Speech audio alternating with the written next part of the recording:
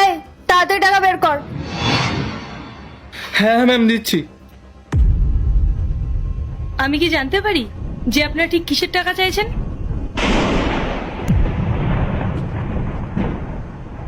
এখানে দোকান দেওয়ার। এখানে দোকান দেওয়ার জন্য টাকা দিতে হবে? আপনারা কে বলুন তো?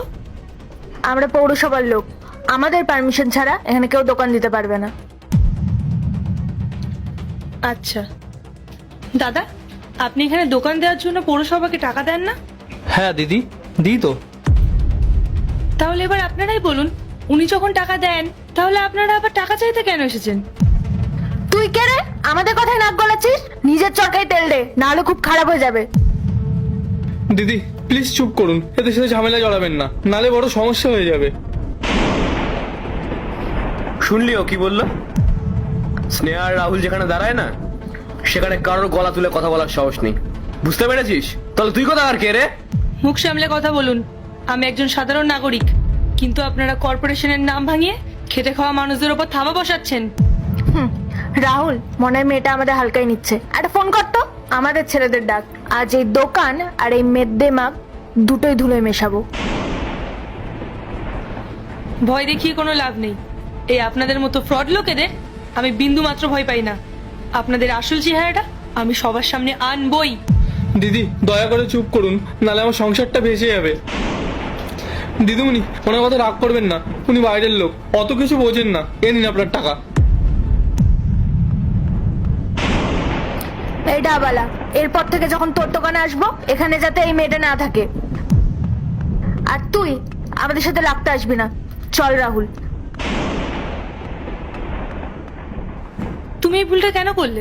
কেন দিলে ওদেরকে টাকা? এই ফ্রড লোকগুলোকে তুমি এভাবে মাথায় কেন তুলছো? দিদি তুমি বুঝবে না, আমি গরিব মানুষ। 1 লাখ টাকার লোন নিয়ে আমি এই দোকানটা দিয়েছি। বড় লোকদের সাথে পাঙ্গা নিলে আমার পেট চলবে না। ওরা কর্পোরেশনের দোহাই দিয়ে আমার সব ছিনিয়ে নেবে। পেট থেকে টাকা দিয়ে চুপচাপ থাকাই ভালো। এটাই তো তোমাদের ভুল।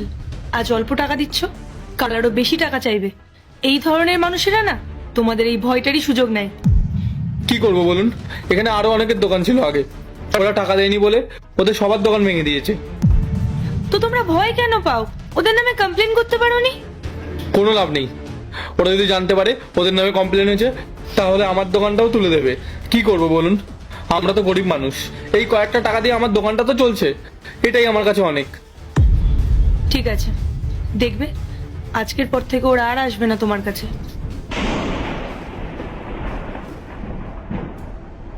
স্নেহা, এই নতুন ডিএম অফিসার আমাদেরকে হঠাৎ করে ওনার চেম্বারে কেন ডেকে পাঠালেন?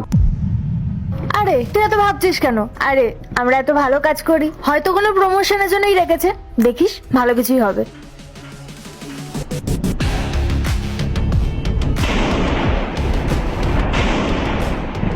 চলে এসছেন আপনারা? আরে তুই এখানে কি করছিস? আচ্ছা, এবার বুঝতে পেরেছি। তুই আমাদের নামে ডিএম ম্যামের কাছে উল্টোপাল্টা কমপ্লেন করেছিস, তাই না? আমি কোনো কমপ্লেন করিনি। আর তোমাদের দুজনকে এই ঘরে আমি ডেকে পাঠিয়েছি, কারণ যে ডিএম অফিসারের সাথে তোমরা দেখা করতে এসেছো, এই ডিস্ট্রিক্টের সেই নতুন ডিএম অফিসারটা আমি, পায়েল ভট্টাচার্য। ম্যাডাম, আপনি এখানকার ডিএম? না মানে, আপনি তো তখন বললেন যে আপনি একজন সাধারণ মানুষ। আমি যদি তখন নিজের আসল পরিচয়টা দিয়ে দিতাম, তাহলে তো তোমাদের এই আসল রূপটা ধরা পড়তো না। আর তোমরা যে ক্ষমতার চেয়ারে বসে দিনের পর দিন সাধারণ মানুষের উপরে ভেবে অত্যাচার করছো, সেটাই বা আমি জানতে পারতাম কি করে? ম্যাডাম আসলে চুপ করো। আমি এই জেলায় নতুন জয়েন করেছি, আর আমার প্রথম কাজই হলো এই জেলায় কোথায় কি ভুল হচ্ছে সেটাকে গোড়া থেকে উপড়ে ফেলা। ওই দোকানে আমি সাধারণ মানুষ সেজে এই কারণেই বসেছিলাম, যাতে এই তোমাদের মতো মানুষদের মুখোশটা আমি টেনে উপড়ে ফেলতে পারি। তোমাদের একটু লজ্জা করে না? ওই গরিব মানুষগুলো কত কষ্ট করে সততার সাথে দুটো টাকা ইনকাম করে, আর তোমরা দুজন টাকার লোভে ওই মানুষগুলোর সাথে খারাপ ব্যবহার করো।